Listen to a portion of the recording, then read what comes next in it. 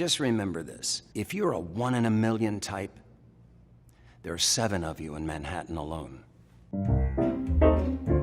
Hi, I'm William H. Macy. I'm Edie Falco. I'm Jeff Daniels. I'm Ed Harris. I'm Michael Stuhlbarg. Hi, my name is Mandy Patinkin. Hey, I'm Darren Chris. Hi, I'm David Harbour. I'm Alexis Bledel. My first headshots were done by my dear friend Bill Sage. It really helped to know the guy behind the camera. They were black and white, kind of standard. Who took my first headshot? I remember my worst headshot. For some reason, he thought if we were stressed, we would take a better picture. So even though it was this big, he had me holding platters of eggs and things that would spill, and I had my feet under the table, and I had to do it. It didn't work out so well. I looked more constipated than happy. My first headshot, I had a blank look in my face, kind of dead inside. I didn't get a lot of work from it. I had hair out to here and a joint, and I never got a single job. That's the truth.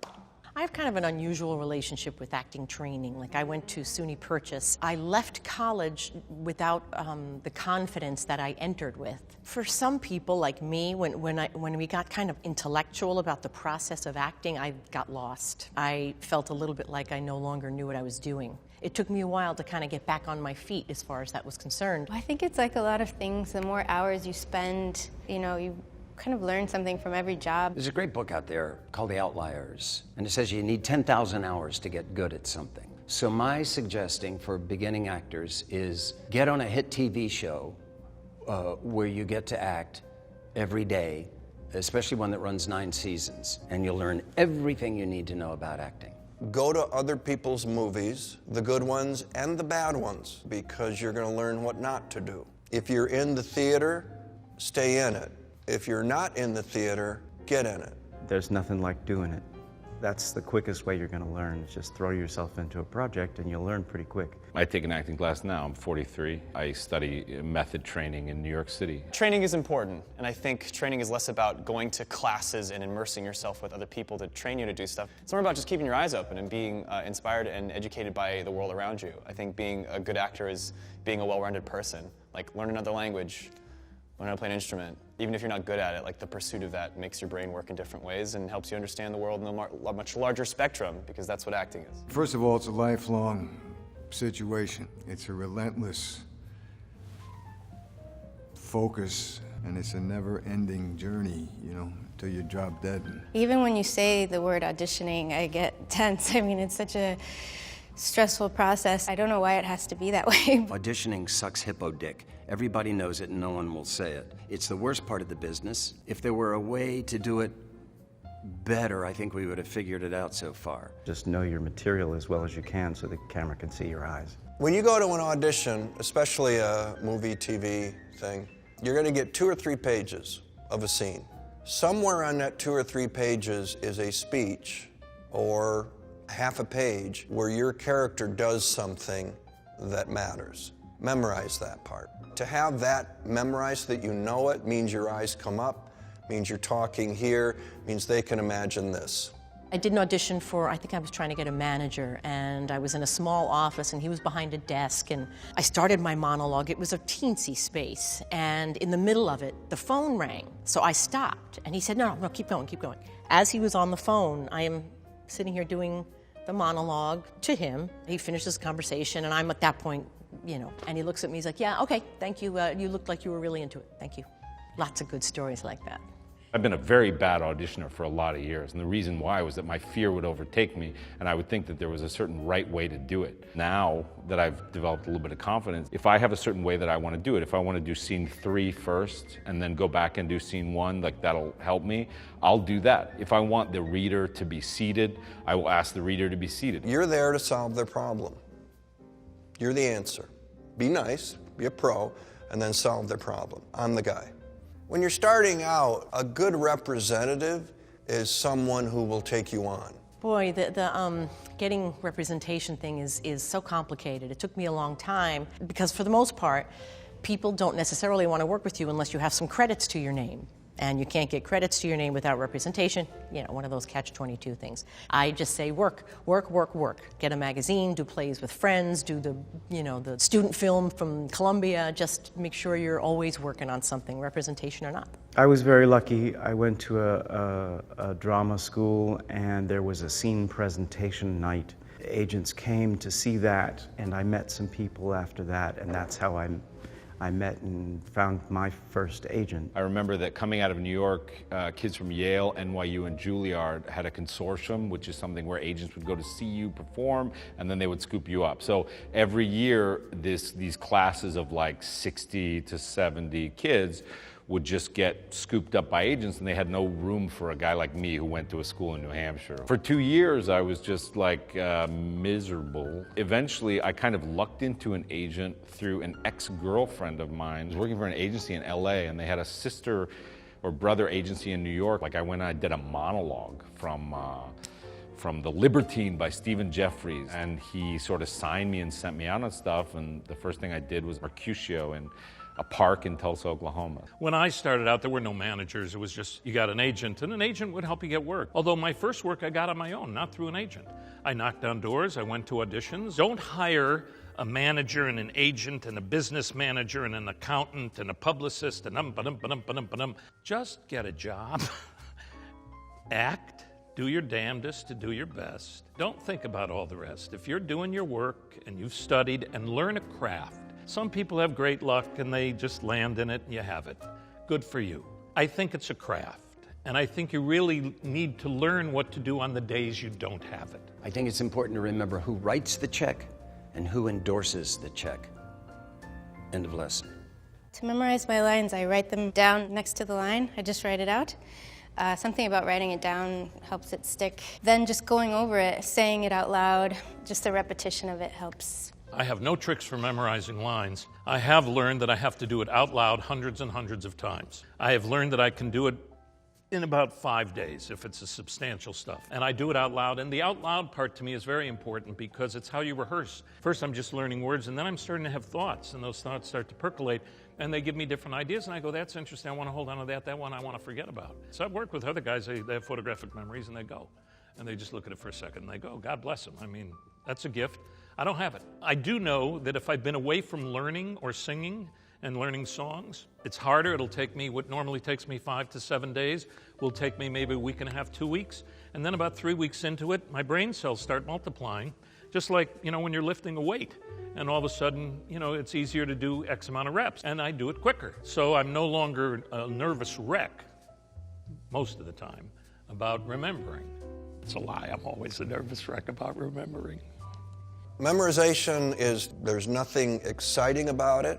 It's drudgery, it's repetition, it's finding words that are similar sometimes. Sometimes it's that technical. Find a sentence with RE. It's got refuse in it, and then later on in the sentence it's require. So just circle the re and the re. So now it's, you know that it's the require and it's the refuse or whatever it is. Just little stepping stones across the river, which is the sentence. And then musically, your mouth has to get used to saying these words together right now. Your mouth is memorizing where it's going to go next. Singers do this all the time. There's this kind of muscle memory for the lips and the cheeks and the mouth, but that comes from the brain being able to memorize it, all words, all syllables, and then run at 100 miles an hour. When you can do that, all of that stuff, then you add in the motivations and all that, but you can slide some of those in too, and then the next thing you know, you don't even think about it, and you're reeling off pages and pages and pages.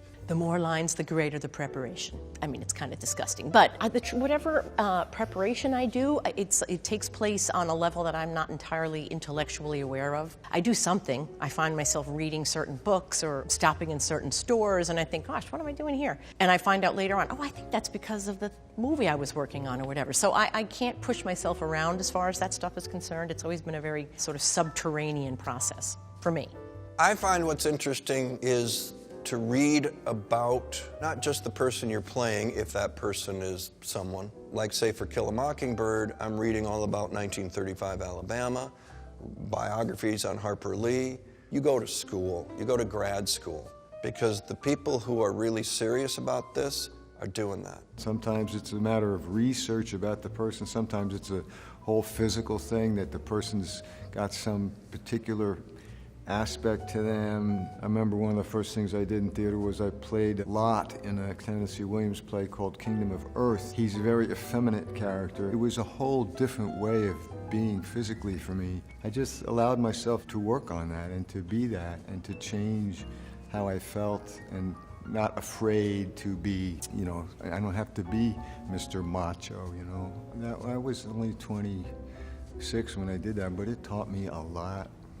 I don't know, the older I get in this business, the more I realize that the line between you and the character is thinner and thinner and thinner. At the end of the day, if they become one, that's a good sign. I would just say that even at this point, I still wake up on days and can't believe that this is what I get to do. I still feel for sure like the luckiest person in the entire world, and if I ever start to take any of it too seriously, very easy to kind of bring you back down to the ground, that this is, you know, the most glorious profession in the world, if it's what you love to do. I'm sure, you know, perhaps, you know, a senator may disagree with me. It has brought me nothing but tremendous joy for my whole life, and just remember that as you're pursuing this. It's the best thing in the world, and bring that into every audition you go on, every meeting you have. Just remember what a gift it is to be able to be passionate about this and to get to do it. The thing I'd leave you with is, if you want to work on anything, just work on being a better actor. Stardom, you don't have any control over that. You may think you do, but you don't. If you can continue to be a better actor this year than you were last year, then you got a chance of sticking around. I would just say if this is something you're pursuing as an actor, it's one thing to learn about acting. It's one thing to become a better actor. It's another thing to want to be somebody, to want to be a star or to be da-da-da or to get recognition. If you want to be an actor and learn about acting, that has nothing to do with Hollywood. That has nothing to do with the business. That has to do with you as a human being pursuing something that you fucking care about, and if you get good enough, all that other stuff will take care of itself. Here's my best thing I'd ever heard about acting that my wife said: don't do it unless you have to. Do it if you love it, and don't if you don't. Because it's a much more complicated life than anyone will ever be able to explain to you.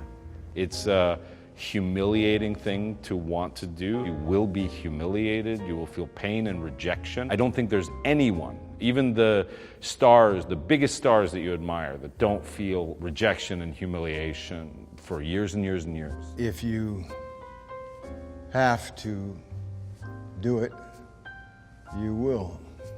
If you don't have to do it, you won't. And I would add to that, if you are thinking about it or dreaming about it, don't not try it. Because time's short, life is short, give it a shot, see what happens. They say Betty Davis made it up, I don't know, but somebody said, what is your advice for a new actor in Hollywood? And she said, take Fountain. That's excellent advice, but since that's already been taken, I would say the only way to be correct in the large things is to be correct in the small things, and let the large things go hang. So it's boring, but be on time and learn your lines. Put the rest in God's hands. Be nice, work hard, have compassion, be interested. Fucking magical things will happen. If I could leave you with some advice, what would it be?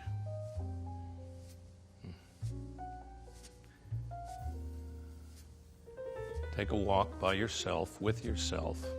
Ask yourself, who am I? What do I want? What do I dream about?